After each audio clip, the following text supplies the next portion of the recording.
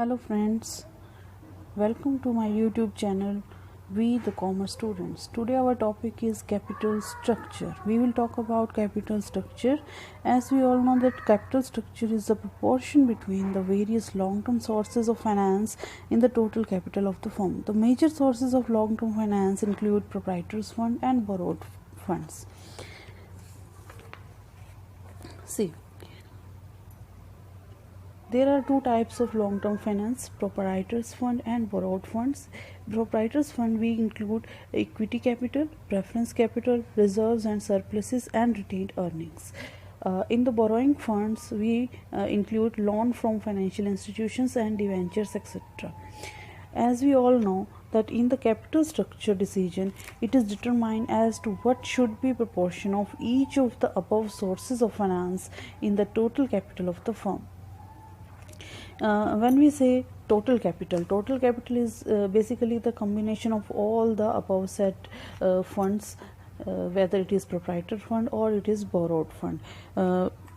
Equity share capital, preference share capital, reserves and surpluses, and retained earning are the money include or invested by the proprietors. So this money belongs to proprietors. That's why it is called proprietors fund. Borrowed fund is basically the money arranged from the borrowing, and it includes majorly the debentures and the long-term financial institutions, taken from long-term financial institutions. Basically we have to calculate the proportion or the ratio of these two types of funds to calculate or to understand the concept of capital structure. As we know, while choosing the source of finance, a financial manager makes an attempt to ensure that risk as well as cost of capital is minimum. What does this mean? This means for the when we have to choose a source of fund, so we have to check few things. We have to answer the following question: how much amount should be raised through issue of capital?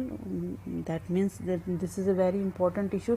If you want a large amount, or if you want a small amount, if you want a large amount, then how much amount should be raised through issue of equity, how much amount should be raised through issue of preference capital, how much amount should be raised through debentures and other long-term debts. The selection also depends on various internal and external factors, and hence the pattern of capital structure can be different among different businesses and also among the different companies in the same business.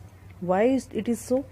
Because when we talk about capital structure, or when we determine the capital structure, we have to see many things and factors. So in the factors we include very much of subjective or objective factors. These factors very important for taking the decision of capital structure. How it what are these factors we talk about later.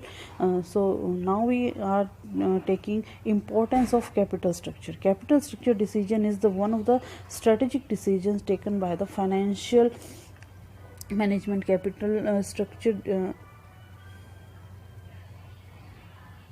are of the great significance due to a few reasons.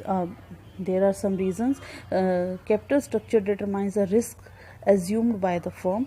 Capital structure determines the cost of capital of the firm. It affects the flexibility and liquidity of the firm also, and it affects the control of owners on the firm. This is very important. If you want to control your ownership, or you want to remain the major owners of the firm, you will not frequently add up on your equity shares or equity share capital.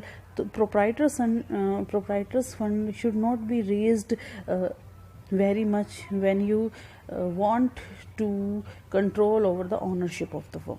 Optimum capital structure. What is the meaning of optimum capital structure? The capital structure which maximize the value of the firm is called optimum capital structure.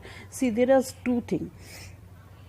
When we talk about the maximization of cost of capital, value of the firm, we also talk about the cost of capital, cost of firm. Cost of firm or cost of capital will be minimum, so we have to find the achieve the goal of the value of firm is maximization. Okay, so in the other words, the capital structure is said to be optimum when cost of capital is minimum and total value of the firm is maximum. Hence, in order to achieve the objective of maximization of shareholders' wealth, the financial manager should determine an optimum capital structure for the firm. I think most of the things are cleared now about capital structure.